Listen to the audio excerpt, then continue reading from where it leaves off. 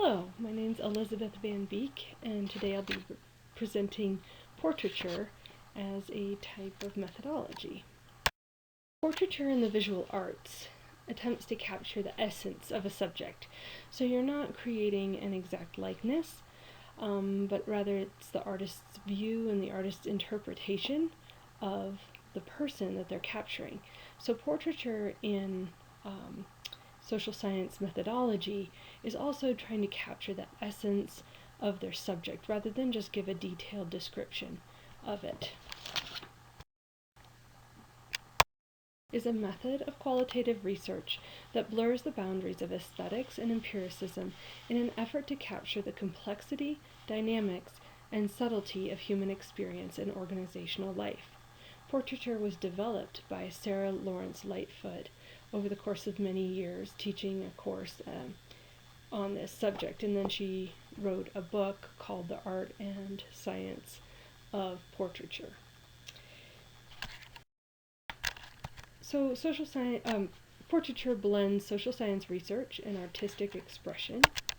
It's supposed to capture the essential characteristics of the participants. It involves the techniques of case study or ethnography. It focuses on goodness. It includes the researcher's own voice and experiences. And it's designed to capture a wide audience's attention. What's the process of portraiture?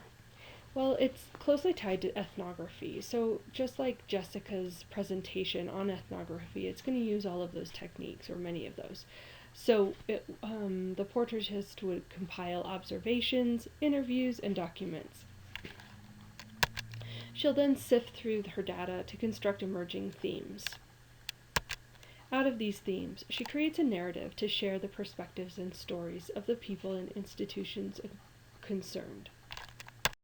This method is closely related to case studies, social anthropology, and ethnography. Why does this methodology exist, since so far it seems pretty similar to a lot of other methods?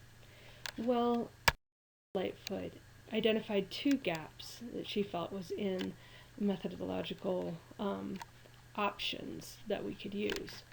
First of all, portraiture focuses on goodness. Second of all, it is meant to reach a broader audience. So, Lawrence Lightfoot claimed that social science focuses on pathology.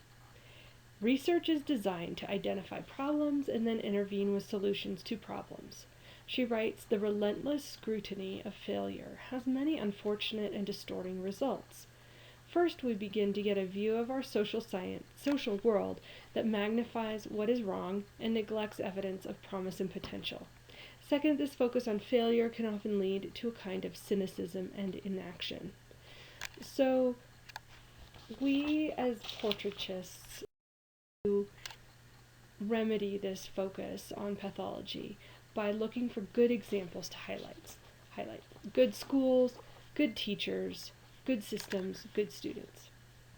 She acknowledges that all systems include weakness, and these weaknesses are addressed in the research, and not ignored, but the intent of portraiture is to focus on good examples. She also wanted to reach a broader audience. She argues that social science research is written for academia. She wanted to use novelistic techniques such as foreshadowing and rich description to reach an audience outside of academia and hopefully instigate change by reaching a broader audience. So what are the features of portraiture? We see that the researcher is part of the context. We also note that the researcher's voice is purposefully woven into the written document. So examples of portraiture show that the researcher tells the story from like a first-person point of view, sharing their experiences, their observations, their opinions about what's going on. The researcher also is meant to develop an authentic relationship with the participants. Then they pull emergent themes from the observation to create a story. So rather than just sharing a number of themes, they try to weave that into a narrative form and create an aesthetic whole. So the goal is to create a text that reads like a well-written narrative. Who's this method best suited for? Those who wish to highlight success and for voices that need to be heard, such as race, gender, class, etc. Hackman says a research portraitist can also be used to stimulate change within individuals and organizations. He claims that administrators and teachers can be left uninspired by traditional research reports, but a portrait of their school or classroom can hit home and cause the emotional response needed for genuine change. So examples of this could be portraits of schools undergoing reform, a school with alternative discipline program, successful female elementary principals, daily lives of 2 superintendents, teacher education programs, a science education project, joint project with schools in US and Puerto Rico. These are examples of real research that has been done. So you can see that many situations could benefit from a portraitist methodology, as long as you are looking for a good example that needs to be shown. This won't be useful for anyone who's interested in quantitative research, that might go without saying. Audiences who would object to the subjectivity and the author's voice in the work. So there's a whole range of people who do not think that this is appropriate, that the research is so heavily involved with the subject matter.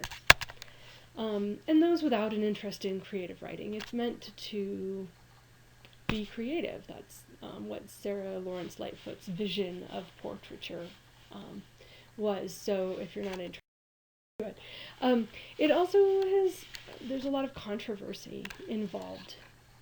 Portraiture has an agenda. As Jessica pointed out with her report on ethnography, in the past, people have thought of ethnography as simply objective observation. But the reality is that that's not true. Even in straightforward social science research, there is the researcher's bias and the researcher's agenda. And portraiture heightens that agenda because you're creating a story out of what people have said. So, is it good or bad? That's the controversy. English says, the reader is dependent on the portraitist's construction of the participant's stories. We can only see through the portraitist's eyes. This creates an imbalance of power and authority, privileging the researcher over the reader because only the researcher has the original and not constructed information. So he makes a great point that we are reading, as readers, we are seeing a construct. We don't have access to original information. It's more difficult to make a choice about whether or not the researcher has presented the real facts. Okay, but this goes back to our original class in this course about what do you believe to be true and how do we know truth. So there's another side to this.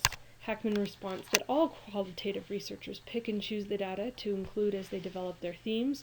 All qualitative research is constructed. Dixon, Chapman, and Hill also acknowledged that there was an agenda in Lawrence Lightfoot's original work called The Good School, or Good High School, and that continues in other qualitative researcher. So they say the ideology of the research is further reflected in the stories the researcher chooses to tell and the ways in which the researcher tells them. Lawrence Lightfoot made the political commitment to relate stories of strength and complexity that she built using the data. So they say, yes, there's an agenda, but that agenda is one of strength and complexity. So in other words, if the researcher explicitly shares her stance and you agree with the researcher's agenda, it's okay. Portraitists are looking for goodness and will construct stories to show goodness. So it really depends on your perspective on truth and how we can see truth. Okay, also an argument against is that they are creating a grand narrative about the subject, which presents only one voice, the researcher's voice. Dixon, Chapman, and Hill argue against that the portraitist can honor the voices and experiences and contexts of the researcher and the subjects who want and need to be heard. So you don't have to create one narrative. And Hackman agrees. When fashioning the research report, an ethnographer may elect to present multiple truths, multiple perspectives, or identify only one perceived truth. So again, it doesn't have to have a grand narrative, but probably Lawrence Lightfoot created one narrative, but it doesn't have to be like that. Another objection to portraiture is that it's not repeatable. English argues that portraiture depends too much on the talent of the individual researcher as an artist to create the aesthetic whole. It's not repeatable and it's difficult to learn for the average researcher. Hackman says this is a limitation, but the number of educational portraiture reported by Hackman, 40 reports in 2000, show that many researchers have used portraiture. So it's something that people can do, but it does rely on. Is it rigorous? Hackman mentions that some people do not believe that portraiture involves rigorous data analysis. Lightfoot claims otherwise. She says that she's using all of the rigorous techniques of ethnography, like observations, interviews, documents, etc., to gather information. So an example of portraiture is one called City Girl, a portrait of a successful white urban teacher by Heather Harding. This article is a cross between a traditional journal article and portraiture. So she begins with a short literature review, research questions, brief methodology, although she does not discuss in detail how she analyzed the data. And then she moves into her portraiture, which sounds more like a magazine article. So in this example, you can see how someone would tailor portraiture for academia. It's not as clear how you could tailor this report to reach a broader audience. So, portraiture, goodness. Harding describes a successful white teacher, Jennifer, of an ethnically diverse urban class. She describes not one pedagogical approach to good teaching, but what a good white teacher of students of color is like. Her voice is strong in the report. The report is told from a first-person point of view. She constantly reflects on what she observes and hears in the interview. Everything is seen and interpreted through her lens. For example, she writes, "I assume that it is the combination of structure and charisma that led to the type of student engagement I witnessed, despite what I experienced as an observer, as a rather monotonous routine." So just in this one sentence, you can see there's a lot of opinion there. She's sharing her perspective on what's going on in the classroom. It is not objective. She claims to have developed a relationship with the teacher. She writes that as a 30-something black female researcher from Harvard, I believe I established a strong rapport with my participant based on our similar class backgrounds, a shared generation, and our common commitment to teaching as a way of making a difference. So part of portraiture is that you have a relationship with your participant. She then looked at emergent themes, and she found 3 themes through extensive observations and interviews. And she pulls those themes out to create a story. So she tells the story of Jennifer as a city girl.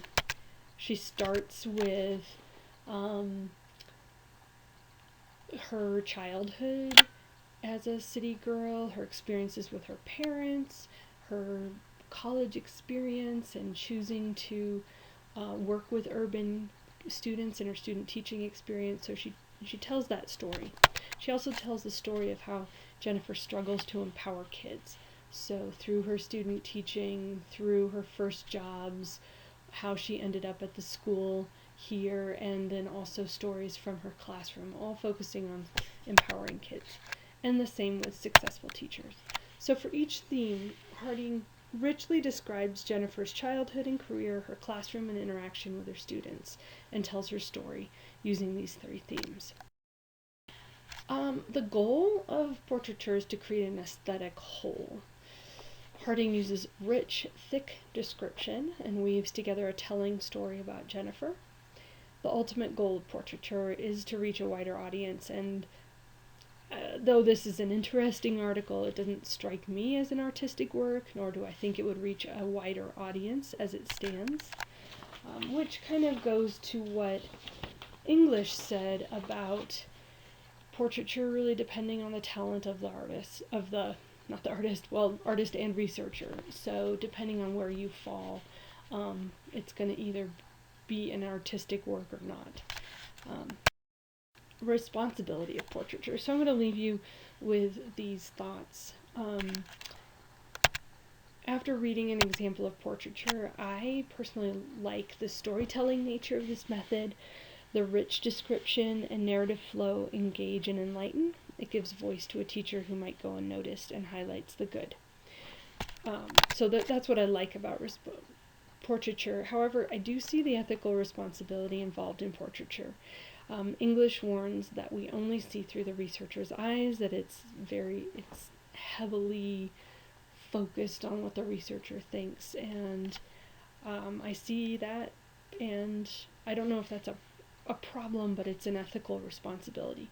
Harding weaves together Jennifer's story and her own analysis, so we really only see Harding's perspective of her. This kind of analysis probably brought up things in Jennifer's life that she herself had never realized. This kind of analysis requires wisdom and kindness in the presentation. So again, there's that focus on goodness in portraiture, and I think that a researcher would really have to hold on to that focus tightly, because it is a very intimate portrayal of your subject. So that is portraiture, and I think it is an exciting, interesting methodology to try to bring to life your subject matter and not so much have this dry, esoteric description, but really use language and storytelling to bring people to life. Thank you very much.